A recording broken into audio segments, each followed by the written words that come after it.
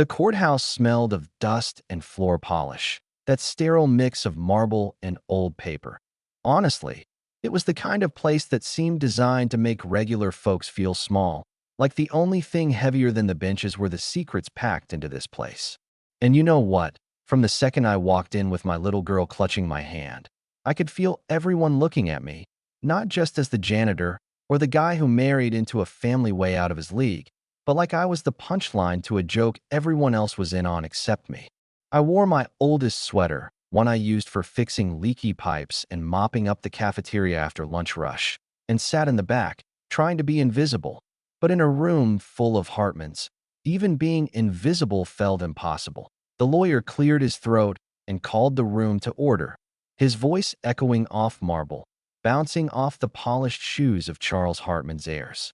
My late wife's father, real estate legend, kingmaker, and, to me, just the man who made it clear I'd never be good enough. Victoria Hart, his niece, the new CEO, was up front, not a hair out of place, her glare sharper than the diamonds on her ears, like she could slice through my dignity with a look. Everyone leaned forward for their piece of the pie, and when my name came up, it was only so they could laugh. To my son-in-law, Ethan Monroe, I leave $1. You should have heard the way it landed, like a slap, a punchline, a warning all rolled together. The room erupted, laughter mixing with pity, like I was just a charity case, nothing more than the guy who mops up other people's messes. I remember looking down at Lily, 8 years old, cheeks red, biting her lip, and I knew right then I had to stand up for her, if not for myself. I took the dollar, held it up, voice rough as gravel. Guess that's what my dignity is worth to this family. That shut them up. For a second, but I could feel their eyes on my back as I walked out, Lily's small hand clinging to mine. Outside, the sunlight was blinding. Reporters mobbed the airs. Nobody cared about the janitor. Lily tugged on my sleeve. "Why $1, Daddy?" I shrugged, ready to brush it off, but something caught my eye, a faded line of writing on the bill. "Find a key. Dreams don't die. You know that chill you get, like maybe the universe is playing a trick on you?" That was me. For the first time in a long while, I felt curiosity instead of shame. Maybe old Charles wasn't done talking. That night in our apartment, cheap linoleum, single bulb humming overhead, Lily sleeping in the next room. I stared at that dollar like it might bite me. Find a key.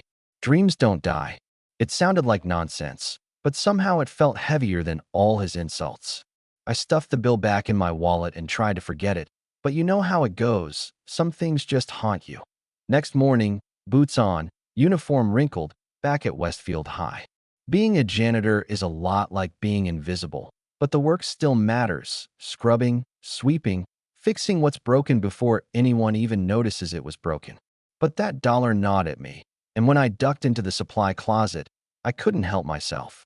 I pulled it out, ran my thumb over the faded ink, thinking, maybe, just maybe, there's something more. Just then, a kid showed up, detention slip in hand, trying to act tough. My old man says being a janitor's the bottom of the barrel. I smiled.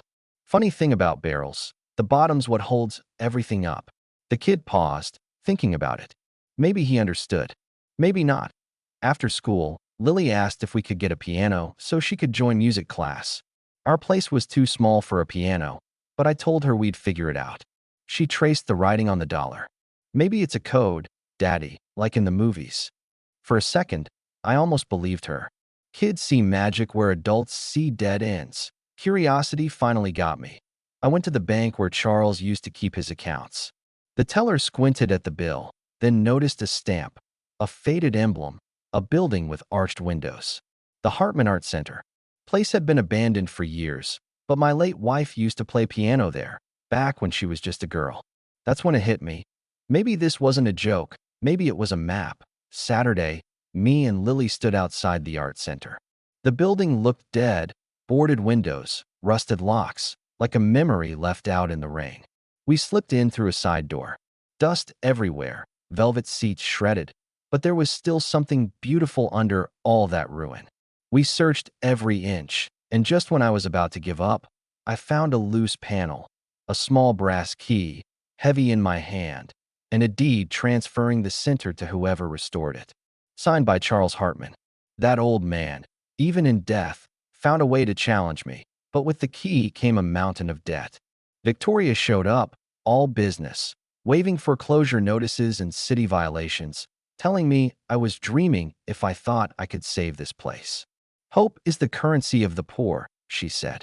I looked at Lily and said, then hope is all we need. But I knew the odds.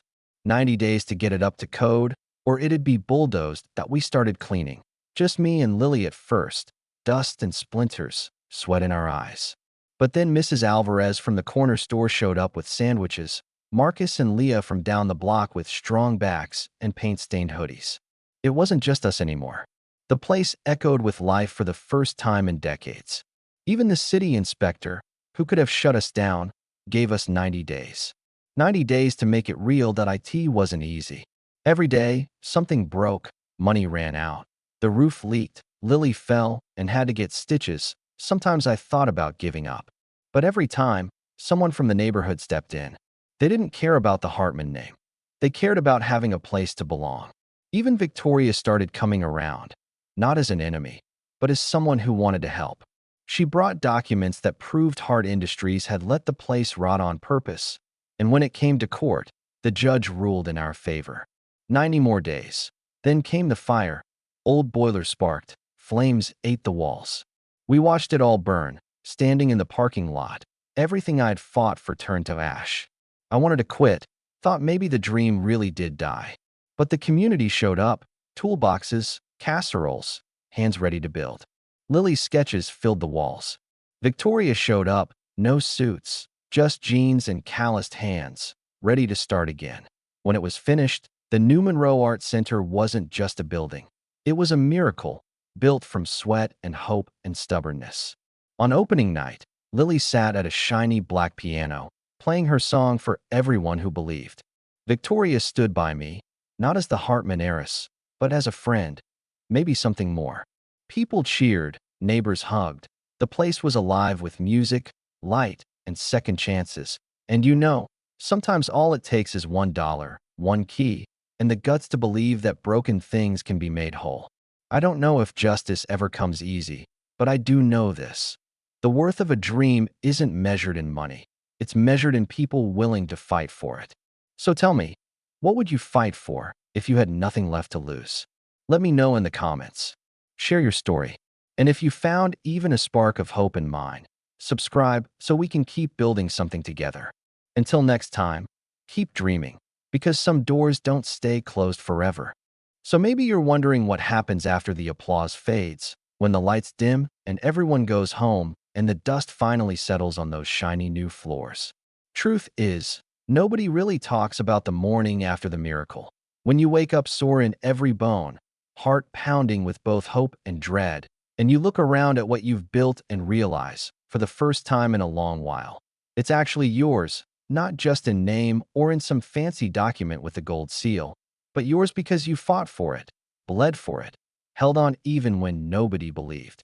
That was me, standing in the early light, staring up at the Monroe Art Center, this living, breathing thing that used to just be a pile of problems and now, somehow, felt like a heartbeat echoing through the city. But you know how life works. It never lets you enjoy a win for too long. That Monday, as I was scrubbing paint off my hands in the office, Lily came running in, cheeks flushed, eyes lit up. "Daddy, look." Mrs. Alvarez asked if we could host the community concert next month. My first thought, honestly, was panic. We were barely patched together. Some wires still hung loose in the back hallway, and the roof over the green room still dripped when it rained, and half the seats in the balcony were more duct tape than cushion. But Lily looked at me with those big, hopeful eyes, like I was the kind of man who could pull off miracles every day of the week, and I realized, maybe it was time to tee our Y.S. so we got to work. The neighborhood pulled together, fixing what we could, painting over scars, stringing up lights like we were hanging stars, hoping nobody would notice how close the whole place was to falling apart again. And for a while, it felt almost easy. Kids running through the aisles, Mrs. Alvarez directing folks with her big booming laugh, Leah painting murals in the foyer, Marcus dragging in old chairs from his uncle's shop. Even Victoria kept showing up, sleeves rolled, hair pulled back, no boardroom armor, just sweat and stubbornness and something soft in her eyes whenever she looked at Lily. Sometimes, I'd catch her sitting alone on the stage after everyone left, fingers tracing the polished keys of the piano, eyes glassy, lost in some memory I could never quite reach. But then, right on schedule, trouble found us. First, it was the city inspector again, clipboard in hand, face set like stone. Your permits still aren't in order, Monroe. If you want to keep those doors open, you'll need to fix the electrical by next Friday. That felt like a punch. Money was tight, tighter than I'd ever admit to Lily, and every spare dollar had already gone into repairs, snacks for the kids, paper for her drawings. I spent nights calling every handyman I knew, swallowing my pride, asking for favors, hustling for side gigs after my janitor shifts just to buy a few more feet of wiring. Then came the whispers, folks in the neighborhood saying the Hartmans were going to challenge the deed again, that some big-shot developer wanted the land for condos. I'd find anonymous letters taped to the door. You'll never keep it. Just give up. Even some of the volunteers started fading away, worried that all their work would be for nothing. Sometimes, late at night, I'd sit in the dark auditorium, staring at the ceiling, listening to the wind rattle the broken windows, wondering if maybe they were right. Maybe all I'd done was build a bigger target on my back. But every time I thought about quitting, Lily would come curl up next to me, sketchbook in hand, and whisper, "Don't stop, Daddy.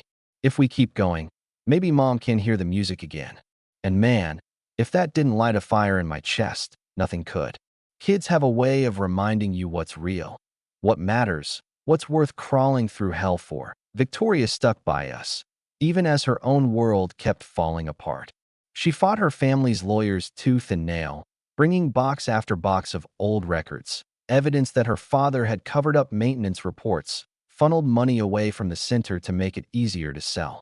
There were nights she'd show up at our apartment, exhausted, eyes red from crying, and I'd make coffee in our chipped mugs and we'd sit on the stoop, watching the city lights, talking about how sometimes doing the right thing feels like the loneliest job in the world.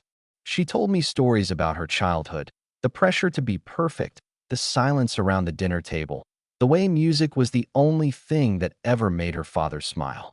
I started to realize, underneath all the steel and diamonds and legal talk, she was just another lost soul trying to find her way home. One night, maybe a week before the concert, Lily woke up screaming, "Nightmare," she said, that the art center burned down again, that everything we built was gone.